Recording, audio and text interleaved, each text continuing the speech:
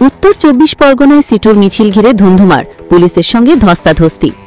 আজ বাংলার উত্তর 24 পরগনা জেলায় জেলা শাসকের দপ্তরে ঢুকতে গেলে centre of Indian trade unions সিটুর একটি মিছিলকে পুলিশ বাধা দেয়, যার ফলে সিটু কর্মী ও পুলিশের মধ্যে ধস্তাধস্তি শুরু হয়। অন্যান্য রাজ্যে বাঙালি ভাষাভাষী মানুষদের উপর অত্যাচারের প্রতিবাদে সিটু কর্মীরা জেলা শাসকের দপ্তরে মিছিল নিয়ে যাচ্ছিলেন।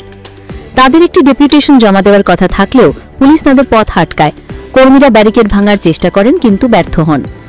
সিটুর মুখপাত্র গার্গী চ্যাটার্জি বলেন, বাংলার যে সমস্ত মানুষ জীবিকার জন্য অন্য রাজ্যে থাকেন তাদের সেখানে হেনস্থা করা হচ্ছে।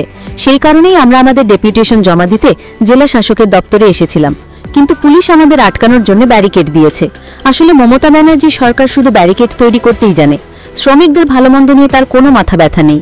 তার হাতে শুধু পুলিশ আর লাঠি আছে। তিনি শ্রমিকদের যন্ত্রণা কখনোই বোঝেন না।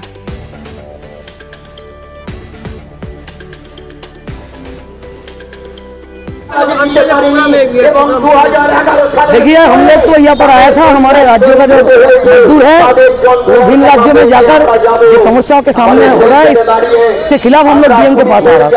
जो हमारे जिला के श्रमिक वो लोग उड़ीसा में गया, असम में है, कर्नाटक में है, लेकिन वो लोग बहुत मुसीबत में है, इसीलिए हम लोग डीएम के पास आया था। लेकिन हमको पता नहीं था वो बैरिकेड कर देगा।